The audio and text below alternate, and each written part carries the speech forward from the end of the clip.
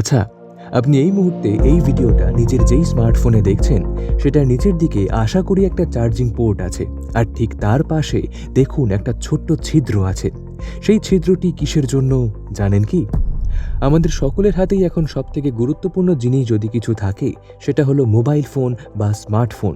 একটা স্মার্টফোনে যেরকম অজস্র ফিচার্স থাকে, ঠিক তেমনই থাকে বেশ কিছু ছিদ্র, যার সম্পর্কে আমরা অনেকেই জানি না।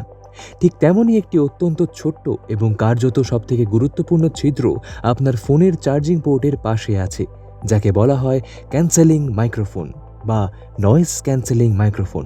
অর্থাৎ সহজ ভাষায় বললে এইটা আপনার ফোনের মাইক্রোফোন, যেটা আপনার ফোনে কথা বলার সময় কাজ করে। আমরা কাউকে কল করলে ওই ছোট্ট ছিদ্রটা অর্থাৎ মাইক্রোফোনটা অ্যাক্টিভ বা সক্রিয় হয়ে যায়, যার ফলে আপনার গলার স্বর ফোনের অপর দিকে থাকা ব্যক্তিটি নিখুঁতভাবে শুনতে পারে। এই ছিদ্রটির আরও একটি কাজ হলো ফোনে কথা বলার সময় বাইরের যে কোনো আওয়াজ অনেকটা কমিয়ে আমাদের গলার স্বর অপর প্রান্তে থাকা মানুষটির কাছে নিখুঁতভাবে পৌঁছে দেওয়া।